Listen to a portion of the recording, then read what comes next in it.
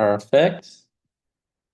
Okay, so like I said, presenters will introduce themselves once their part comes up, but joining us today is Jeff Thompson from the Mayor's Office of Infrastructure, um, and of course myself, the volunteer leader of the CIP working group, and then joined by a couple volunteers, Abram Oxley Hayes and Eric Chang, were gracious enough to sign up for our Q&A and discussion section, respectively. And so as you listen, we are going to put, and I'm actually going to jump out of this real quick so it's easy to follow. Just dropped a link in the chat for a Q&A and discussion section. So the way this works, and I recognize that tabs might be new, on the left here, you'll see an option to open up these tabs if you're on your computer, and if you're on mobile, I believe it's at the bottom. And so as you're hearing more about the CIP, feel free to leave a question, clarifying things that you hear from Jeff. And just to make sure that we're not seeing the same question over and over, if there's a question that you really like, just add a plus next to it. It'll help us understand exactly which are the most burning questions here. And then this other tab, so our discussion section, so kind of a similar vein. How are you feeling about what you've heard? What are you curious about? And then also, what questions should we be asking the City Council? So feel free to fill this out as you listen. We'll be jumping back into this after we have kind of the bulk of our presentation on the CIP. So let me jump back into this. Okay, so that's about it from me. Jeff, I'll pass it over to you for an intro and to get us going. Thank you, Brendan. Hi, everyone. My name is Jeff Thompson. I'm the Director of Capital Infrastructure for Mayor Karen Bass here in the Mayor's Office of Infrastructure. Before we get into my presentation, I just wanted to give you a little bit of the history and what I bring to this work. I've been working on the advocacy space before I moved to Los Angeles about 11 years ago. I worked in the advocacy space.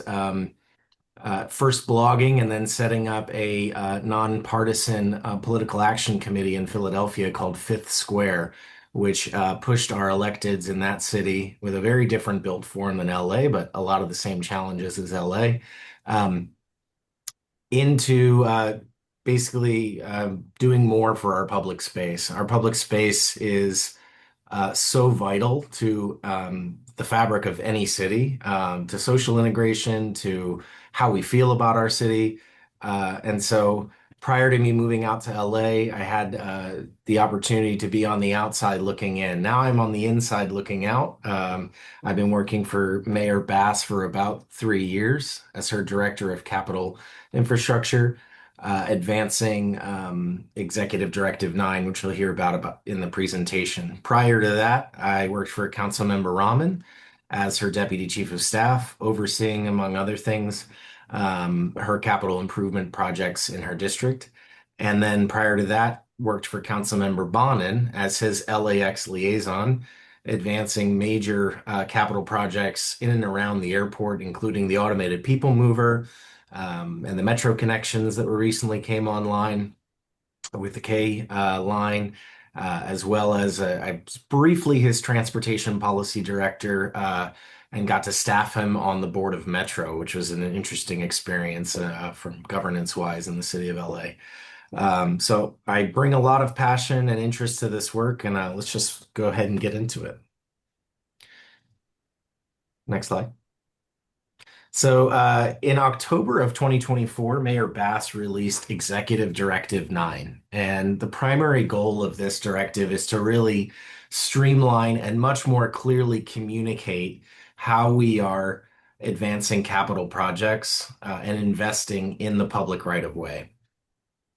It established the Capital Planning Steering Committee as well. You'll see the CPSC, bullet number 2, which is beginning to establish new governance over our capital projects and infrastructure and try to refine how we're delivering infrastructure. I don't think I'm saying anything too controversial when I say the infrastructure in Los Angeles needs help. There's a lot of work that needs to go into improving our public right of way. You need to follow the Times, the LA Times, no more than a couple of days, and they'll be writing about some form of the city's infrastructure, whether it's related to sidewalks, the Olympic Games, the LA River, or any other major projects or initiatives that are ongoing in the city of LA. There's five major implementation goals within this executive directive. And this is really envisioned as a long-term transformation of the city's infrastructure and budgeting for that infrastructure. What do I mean by that? Sometimes executive directives, depending on the administration, can be very rapid fire kind of affairs that fizzle out after only a few months. This is not that. I've been working on this for since I came to the mayor's office, and this implementation plan spans years because that's what it's going to take to make meaningful reform in the city of LA and really move the needle in this space. And so that means there's enduring outcomes beyond this current administration. We all know that we're also in, of course, an election year. And regardless of what the outcome of that election may be, this executive directive is envisioned well beyond this current administration. Next slide. Here are some of the named or all the major named departments within Thank you, Mike. Executive Directive Appreciate that. 9. We have all of the public works entities, Bureau of Engineering, Street Services, Street Lighting, Contract Administration, and Sanitation. Transportation, of course, DOT, LA DOT. Water and Power from utilities perspective, Rec and Parks because of their heavy um, investments in our park system. City Planning, General Services, who maintains all of our most of our public buildings in the city of LA, including our police department buildings, libraries, those kinds of investments.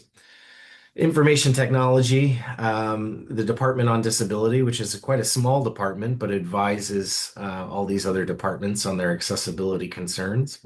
And then, of course, CAO, the City Administrative Officer, or the Budget Office of the City of LA, and the Chief Legislative Analyst, which is the advisory body to council. The mayor does not direct CLA. Mayor doesn't have authority over CLA. It's the only department the mayor does not, but we're working collaboratively with the CLA because we recognize the governance in the city of LA is a strong council, weak mayor system, just generally. It doesn't matter who's occupying the mayor's space.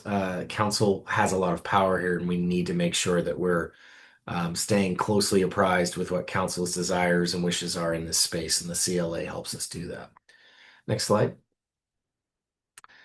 We briefed all of the council offices. You can see them all listed here last year on Executive Directive 9 and what it will mean for them. How it will hopefully positively impact their districts. This is just a listing of all of the dates. I personally attended each one of these. We ended up calling them road shows, where we literally step through in pretty exhaustive detail, 40 plus slides, all of the plans of Executive Directive 9, how it relates to the CIP, which you'll hear about later, asset management, and some other pieces as well. Very, very important for us to make this investment in time to do this level of advocacy and engagement with our council offices. Again, strong council, weak mayor system here in LA. Ironically, Philly is also a strong council, weak mayor city. There aren't as many of them in the US. Most of them are strong mayor, weak council, like San Francisco and New York. So it's very important for us to make sure that council is apprised of what we're doing and really supports us here because this impacts the entire city. Next slide. We established the Capital Planning Steering Committee. This was goal 1 out of 5 goals to begin reforming governance about how we deliver capital projects and maintain the assets that we own. That Capital Planning Steering Committee convenes all of the Executive Directive 9 departments that you saw me cover on a prior slide. And we've been meeting approximately monthly. I'd say approximately. We've had about 7 meetings in total. And the presentations that we go through in these meetings, it's about an hour and a half long meetings, are a mix of updates from myself and the mayor, updates from the departments about related initiatives as they relate to capital planning in the city of LA, and then a look ahead of what we're all planning to and marching towards the common goals and those kinds of things. Although these are not Brown acted meetings, Everything that we discuss in these meetings become public. All the documents that are generated and presented become public. We did that on purpose for a couple different reasons. One, if this was a Brown acted meeting, it adds a lot more challenges when we have limited staffing to agendize and go through that whole process, public comments, everything else. But we still wanted to show that this everything we're doing here is transparent. We're not hiding the ball. And so if you'd like to see any of the detailed presentations that were presented in the Capital Planning Steering Committee, you'll see that there's a website here at the bottom of this slide, DPW for Department of Public Works, lacity.gov/CIP or CIP, which you'll hear about ahead. And then once you go to that page, you'll see a section kind of midway down called CPSC or Capital Planning Steering Committee. If you click on that link, that'll bring you to the charter that we made for this organization for the Capital Planning Steering Committee, as well as the 7 presentations that I just mentioned that we covered in these 7 meetings. Next slide. So let's get into the brass tacks of why we're here. I wanted to talk about what we're doing today and how the CIP differs from what we're doing. The current capital planning process that's established in the Los Angeles Administrative Code is called CTIEP. And CTIEP is compiled by the CAO, the Budget Office in the City of LA. And it's really just a compilation or a listing. And I would actually say it's not even all committed projects, most committed projects in the city with future funding, including their project status. In other words, if they're inactive or inactive, their phase, what delivery phase they're in, any sort of prioritization that the CAO or other departments have given to this project, any relevant funding sources, because our capital projects are delivered or sourced in terms of funding in a variety of different ways, from the general fund, which is the easiest and easiest fund to understand, versus special funds that come from a variety of sources, whether they be the county, state, federal, the location, the lead departments, and other relevant information. And while CTIEP is invaluable and we couldn't live without it currently, it doesn't really get us where we need to get to as a city in terms of long range planning. You can think of CTIEP as a snapshot in time. And every year we deliver a CTIEP, or I should say the CAO delivers a CTIEP, usually to the Public Works Committee of City Council, in approximately December timeframe. And it's a compendium. It's basically a grouping of Excel spreadsheets that are cobbled together that give you project details. But it's in a PDF format. You can't really interact with it very well. You can't search on it very easily unless you do control find to understand where, hey, which council district, if you're in, for instance, CD10. By the way, when I moved here, I don't live in the city of LA anymore, but when I moved here, I lived in Koreatown and after that, Rampart Village. So if you wanted to understand investments being made in those areas, the current process is very opaque. It's very hard to find that information, and it's buried in bureaucratic PDF reports. And so what the CIP has envisioned, which is goal 5 of Executive Directive 9, the last, and I would argue the most important goal for Mayor Bass's priorities here, is it does all these other things. Rather than just this kind of blue-gray text at the top, it does all of these other things 2 through 7.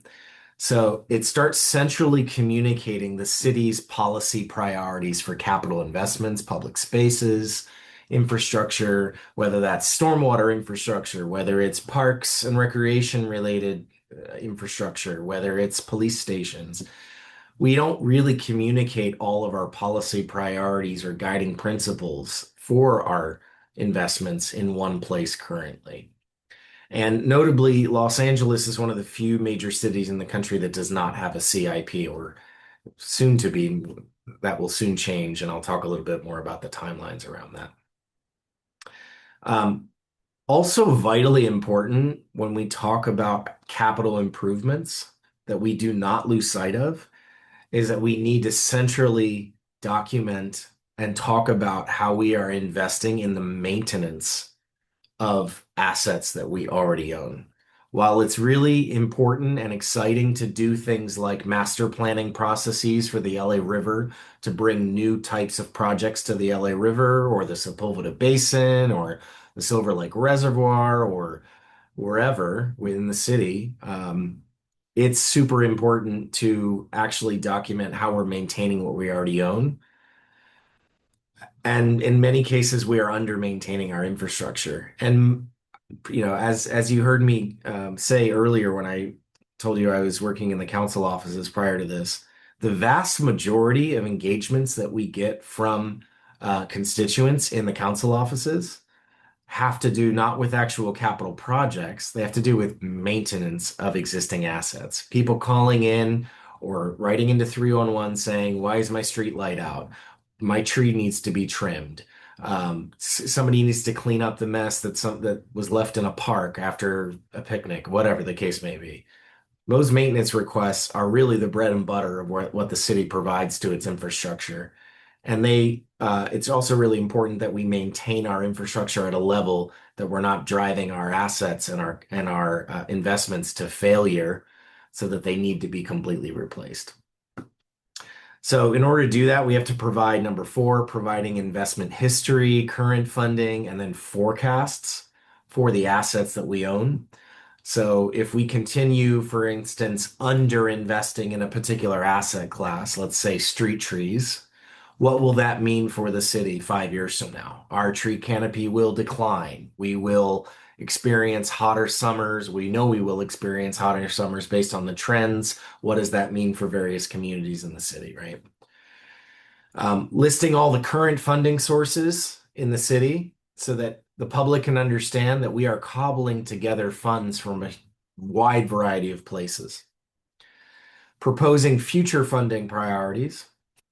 In California, we have the unique distinction of having to push a lot of our funding measures directly through the public by directly engaging with them on various measures. That's not the case for a lot of other places in the country. And so that puts the onus on people like me and policymakers that I work for to really make a value proposition to voters about why we may need more money to do something, whether it's building out a metro system like we're doing now through Measure M funds, or whether it is a new parks ballot initiative or a street lighting assessment. All of those, in order to build trust with the public, we need to more effectively communicate that. And we're not doing that in a very centralized, easy to understand way today. I think long range, all of this is building also towards listing strategic unfunded projects so that people can understand that there are opportunities or there should be opportunities for philanthropy and other sources to come in and potentially sponsor capital projects. Los Angeles is also unique compared to a lot of other large cities in the US in that we don't necessarily have the huge donor base when it comes to sponsoring public spaces the way that the city of Chicago does, or the way that the city of New York does, for example. Bryant Park, if you've ever been to New York City, is nearly completely sponsored by sponsorships, either corporate sponsorships or events. We don't have an equivalent for that here in the city of Los Angeles. And I believe part of the reason for that is we're not making strong enough value propositions for potential donors to understand how they can invest. Next slide. Why does all this matter? Well, I mean, fundamentally, all of these assets, these things that we own in the city, they belong to all of us, right? They be they belong to us as taxpayers. They belong to us as city residents. They form really the structure and the reasons, some of the many reasons why we love this city and why we want to see it change and continue to grow and continue to be invested in. And so, in order to do that, we have to ensure a good state of repair for these assets. We can't drive them to complete failure and take them out of service and then replace them at much higher costs.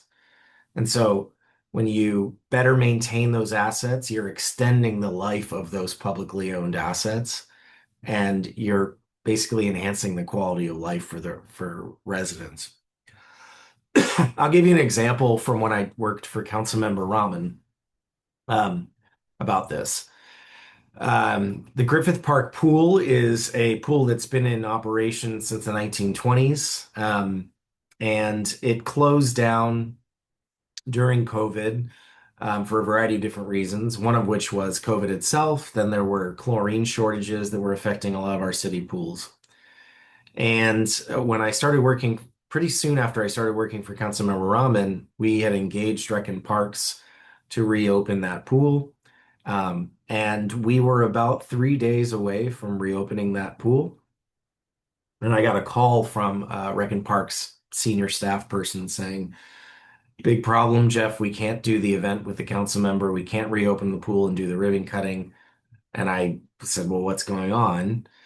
And she said, well, we were filling the pool with water and it no longer holds water. And I inquired about why, kind of what was the nexus of this, what had kind of happened. And long and short of it is it's such an old pool that had had deferred maintenance for so long. And the department did understand that there were some challenges and that there was a need to replace this pool eventually.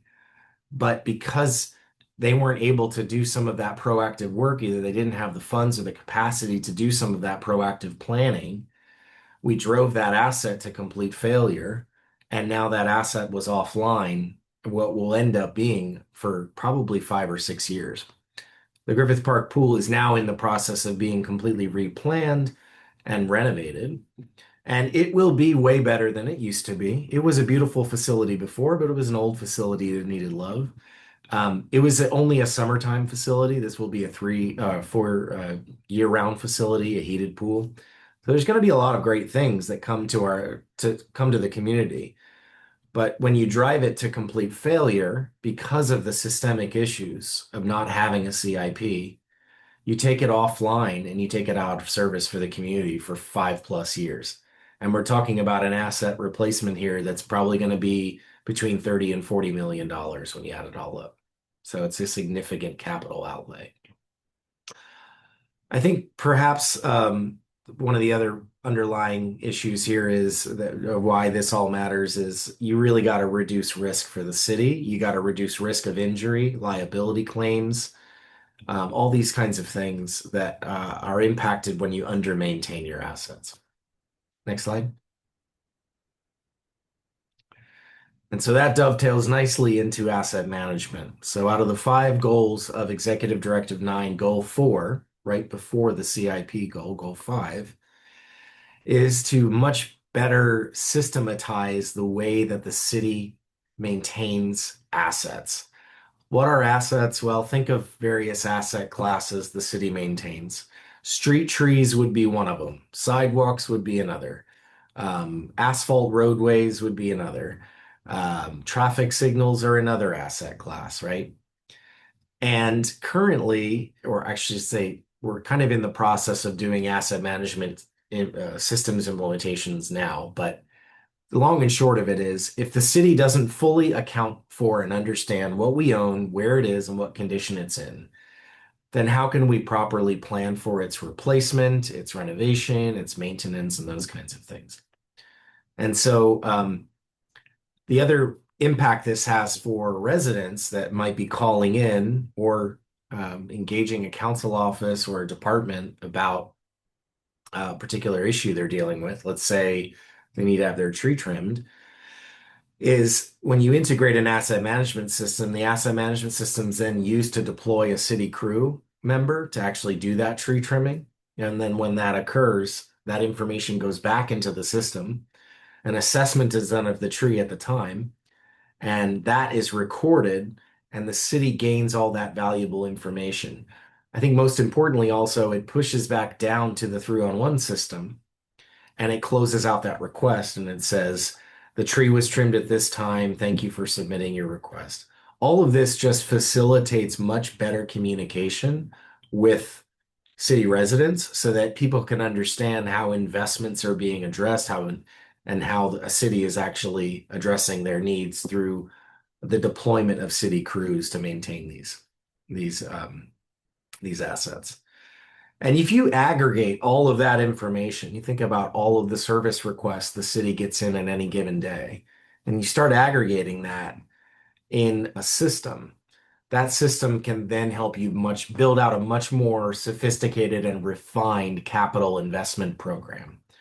So to use this example of the Griffith Park pool, if we would have had everything systematized, all the city pools that Recon Park operates and maintains in a system, and we had Griffith Park Pool as near failing in that system, that would have spurred potentially that department to say, okay, we're going to start a capital renovation plan for this pool now before it fails in order to prevent the asset getting taken out of service.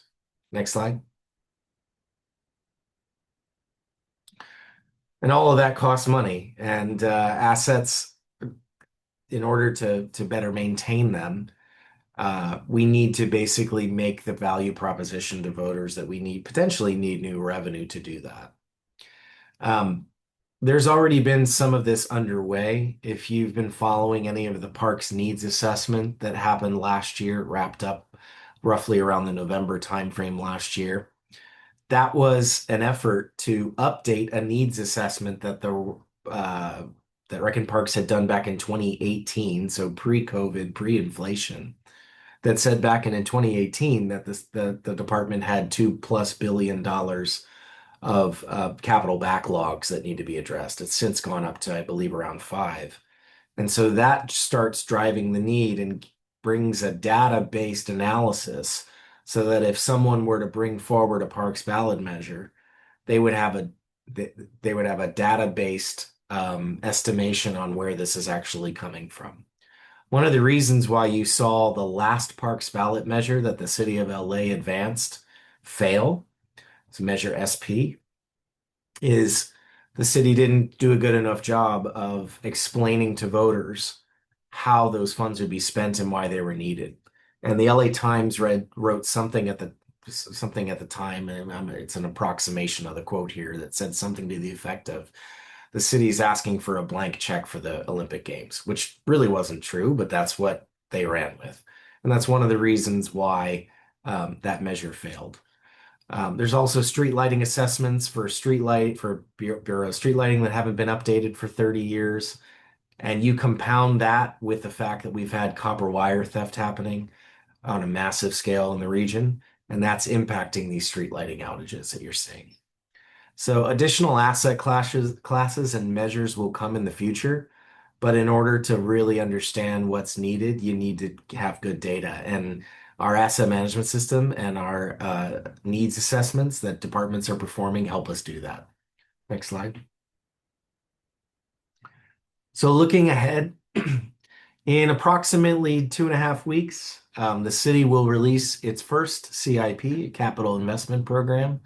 I'm the lead author of that report. It has 8 major sections, actually nine if you include the glossary, 9 major sections. Um, and you really have a dual challenge here. You not only have to revamp our CIP or propose ways that you're going to reform CTIEP and turn it into a true CIP without new revenue. And you also have to talk about what the city's needs are in advance of the games. What is going to make us successful to host the games in approximately, I think it's 886 days, 885 days. Um, and council's going to also want to weigh in on what investments are needed for these for games investments in their districts. And so we made a very conscious decision late last year to not debut a SIP and have every capital project in it, because we frankly in part, didn't have the capacity to do it on staff, but also because we need to get council bought into how a SIP is different than a CTIEP. Ultimately, that admin code that I mentioned to you before, that establishes that the CAO creates CTIEP, needs to get changed. And the mayor cannot unilaterally change the admin code in the city of Los Angeles. She needs to go to council to do that. So we have to make a value proposition to council on how we need to shift from CTIEP to the CIP. And so debuting a games related SIP rather than a full CIP helps build that momentum. It's also going to introduce, although there's only games projects that are going to be in the CIP, it is a very meaty report, and there are a lot of other really important things that we're including in the CIP that have never been done before in the city of LA. Next slide.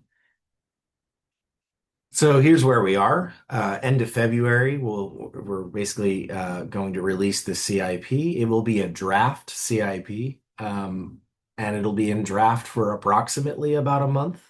Um, and so we need to have that draft CIP for council to weigh in on it, and frankly, for you all to weigh in on it. We really want to hear from you on what you'd like to see that maybe we didn't have time or weren't able to include in this games related SIP, and what we could potentially push for the full CIP, which you'll see in the yellow box is now planned for the end of this calendar year.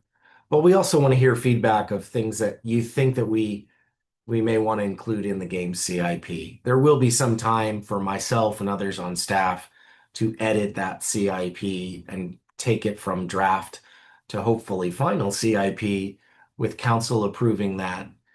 Target is approximately the end of March in advance of course, the council taking up the budget. Just as a quick refresher, the charter mandates that the city produce a budget every year. The mayor works with her departments to generate that draft budget. The draft budget goes to council. Council then inputs their priorities, and we go with an adopted budget, usually by the end of April. And so we wanted to send a CIP to council before that in order to help influence which projects got invested in. Next slide. And so you SIP year two and beyond. This will basically, there'll be a couple new things that we are not including in the SIP that'll be released in a couple weeks. One, it's going to include all of the capital projects that departments are doing citywide. It's also proposing that scoring criteria, policy scoring criteria that will be debuted in this games focus SIP that will actually start scoring projects in the city so that people can understand how projects are or are not, how well projects are or are not attaining various policy goals that the mayor and council have put forth. What do I mean by policy goal? Okay, does the project address equity? Does it address sustainability? Does it address transportation choice and connectivity? Does it address health and safety issues? Those kinds of things. I think that's my last slide. think that's correct. So at this point, we're going to move into our Q&A section. So Godfrey, if you could actually replace me with Abe as we'll have Jeff up there as well. So Godfrey's been posting the link in the chat for the Q&A. So I'll hop over to that just so people can, or at least Abe, if you have access to that, if you just want to start firing off some questions. Yeah, I There you do. go. We got a few questions about the CTIEP. I think people are just confused about is that fully taking over for the CIP, or is that going to be like living side by side with it for some period of time? So you could just speak a bit about that transition. Yeah, so right now, CTIEP is the official capital planning structure that the city of LA has. It's envisioned that this CIP will eventually completely replace CTIEP. But since the mayor again can't unilaterally change the admin code in the city of LA to make the CIP the new point of record, and there's going to need to be transition for staff, like who is generating it, how it's generated, on what timeline. Essentially, you're going to have two processes, both the CIP that's going out the door in a couple of weeks and CTIEP running concurrent along with one another. So all the major projects that you'll see released in the games CIP, of which I'm the main author on behalf of the mayor, will have an equivalent in CTIEP. And the goal and the strategy that we're trying to set with council is get council bought into migrating the process from CTIEP to CIP fully by the end of this calendar year. So if we release a full citywide CIP by the end of this year in December, that would be the timeline that CTIEP, the draft form of it, usually gets delivered to council. So in other words, you make the changes in between essentially now and December, and that process shifts. So by the end of the year, CTIEP is gone and CIP is the law of the land. Does that Okay. make sense? Yeah, I think that hopefully that clarifies it for people. Is there going to be any effort made to make the CTIEP more public, or just making the CIP really the effort to make it more publicly available, the information that's in that? So CTIEP, anything that council does with CTIEP is pretty public. So CTIEP was presented to, if you want to delve into the details of the current CTIEP, and I don't generate that, by the way, that's all generated by the CAO's office. Look in the city council committees, Public Works Committee, I believe it was the December 8th or December 9th meeting of that from last year. There is the actual file in there from the CAO that includes all the details. Um, yes, absolutely for the CIP and the work that I'm doing. I like to say that half of the work I'm doing is just better communicating what the city is already doing. So yes, there's important reforms and there's a lot of great work that's going into the SIP that has never been done before. But a lot of what I'm doing is corralling and compiling and presenting information, work that's already happening in the city in a way that is much easier for people to understand. And ultimately, incumbent on myself to do that is communicating with people in a variety of different ways on how the capital improvement plan is so different from CTIEP and how they can interact with the projects in a more meaningful way. What do I mean by that in the real world? Okay, well, that website that you saw earlier, dpw.lacity.org/SIP, that is where you will find the CIP when it goes out the door. You will also see, when it's released that day, a capital projects map that'll be an ArcGIS enabled map where you will be able to see all the proposed games projects throughout the city of LA with project details about those projects. So again, we are going to get away from delivering project details only in PDF summaries buried far depth in the recesses of a 300-page report. Now, no doubt the CIP will also be hundreds of pages, but that's not going to be the only way that you're going to be able to interact with it. You're going to have PDF documents, but you're also actually going to have project maps that actually link back to real world project information. And you'll be able to do data exports on those project maps and kind of parse the data as you see fit. A lot of other cities do this. We just haven't done it systemically in the city of Los Angeles. And I think that's one of the reasons why it's so hard for people to understand where investments are being made, is that they're just not being delivered in the right formats, in the right ways for people to be able to interact with them. Great. Um, for looking more like at the CIP itself, you said that it was going to like unsiloing investments in infrastructure will be beneficial to the city. Could you explain a bit more the process of how that is beneficial, having that more cross-department communication? Well, I think you need to look no further than the challenges that the city has had investing in HLA and post HLA passage to see why de-siloing departments, in other words, getting departments to collaborate and really resource plan for their staffing and capital plan as if departments don't exist to a certain degree, as if they're all one city, how that would positively impact delivery. So part of the challenge in implementing HLA in the city of LA is we have requirements to put in curb ramps that we're not funded to do, not currently funded to do. And those curb ramps are the basis for a lot of the street paving on which course you implement a mobility plan, which is what HLA is requiring.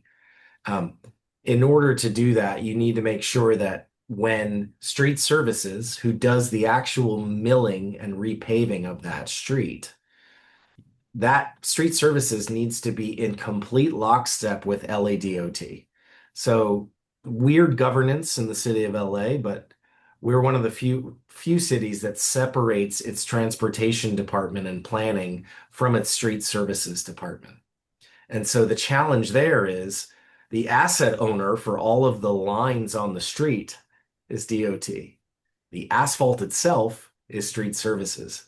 So if HLA is now forcing us to implement a mobility plan, if you had a 5-lane roadway that needed to be repaved, and HLA is saying you must implement the plan for that, the mobility 2035 plan for that roadway, that requires sequencing of staff, very close sequencing of staff between street services and DOT. Because street services could just unilaterally repave it, scrape and repave the entire street of their own will. But the challenge becomes is when it actually you need to implement a new striping configuration that like what is called for in Mobility 2035. And if streets is not aligned with DOT, DOT hasn't necessarily done that replanning process at the same timeline as streets. And so you're at a loggerheads. You can't actually repave that roadway and put on the new striping configuration because the striping configuration has not yet necessarily even been engineered. So those are some of the challenges on how if you bring your departments much more closely together, and you align them on their work flows and their processes, it's going to be a seamless transition. And you're not going to know that street services and DOT are separate. They are going to be acting as one entity. Great. And then like making this decision about like what gets prioritized, who makes those decisions, and how it is like politics and community like involvement in like interacting with that. Prioritizations come from a variety of different sources currently. So the CAO, which is the budget office in the city of LA, does a prioritization criteria. For certain capital projects like water sanitation projects, sanitation has their own priorities, and BOE has their own priorities. There is also political pressure that comes in, and sometimes political offices will find funding from various sources, and then because they found funding, push the department to implement a capital project on a different schedule than that department had originally envisioned. So what ED9 is proposing is creating more standard pathways for people to understand when capital projects and how they should be prioritized, what that means, and then come to an agreement about um, kind of moving away from the challenges we have today, which is it's a little bit of a free-for-all system currently. I don't want to sugarcoat it. It is a bit of a free-for-all system now where you have basically council offices directly lobbying departments to do certain projects. You have, various challenges coming in.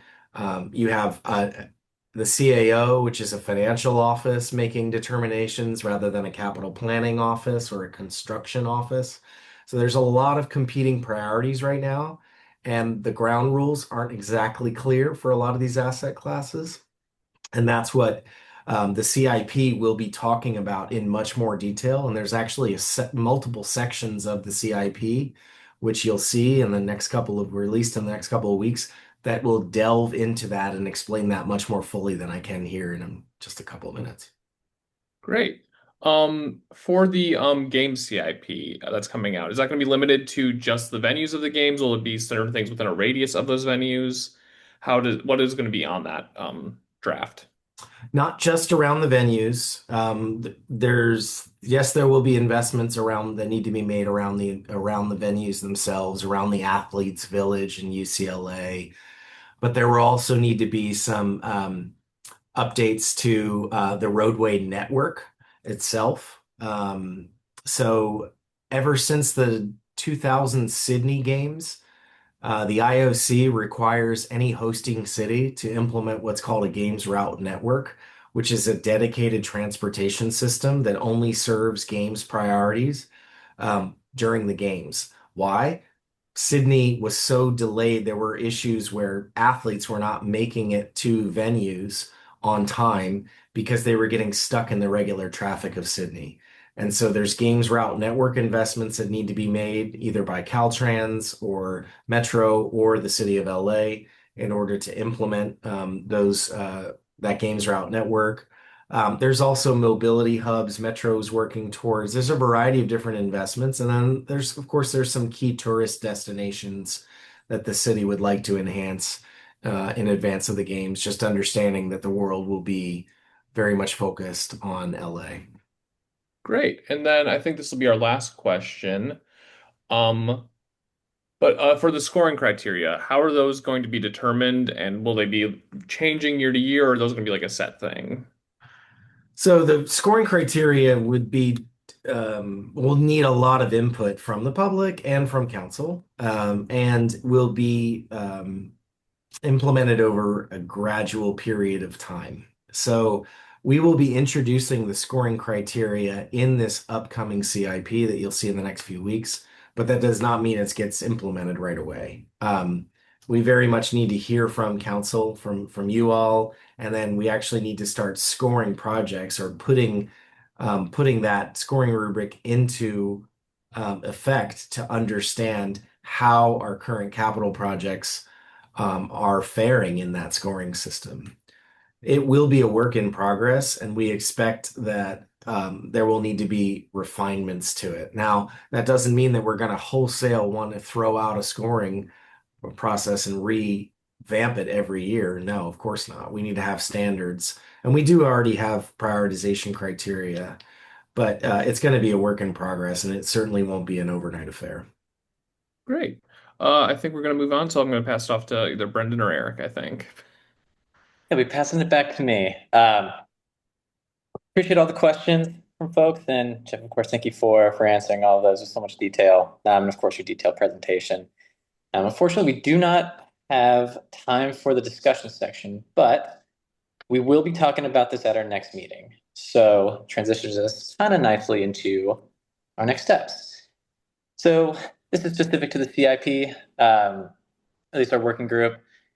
Would at least encourage you to stay up to date with us by signing up for the working group. No pressure to join our meetings. Of course, we'd love you there, but this is a great opportunity to at least stay up to date with what we're up to, what we're focused on, and of course, getting access to all of our agendas for our meetings. You can see what we've talked about and what we do plan to talk about later.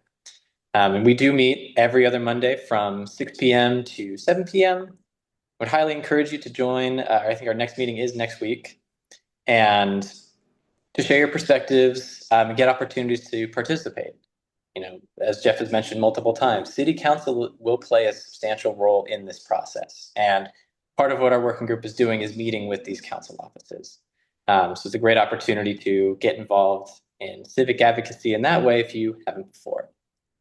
And then finally, uh, once we get that game CIP released, we're going to host an in-person review in March. So in effect, all of us huddle together in a room, have one computer presenting on the screen, just a section of the game CIP, and all of us can individually review, call out, hey, this seems interesting. Can we talk about this? We pull it up on the screen and talk in a little more detail. So those are three great ways to get involved right now. It's going to be an ongoing process throughout the rest of 2026, but at least in these next couple months, as the timeline indicated, there's a lot to do and a lot coming up. And I will pass to Godfrey real quick, just to talk a little bit about some LA Forward at large next steps. Thanks so much, Brendan. And again, really want to make sure that folks dial in to this capital investment program working group that Brendan and others are helping to create space for. The title of today's teaching was Our Money, Our Infrastructure. And Jeff can loop us in. He didn't have to, first of all. Jeff didn't have to loop us in on anything that he did tonight.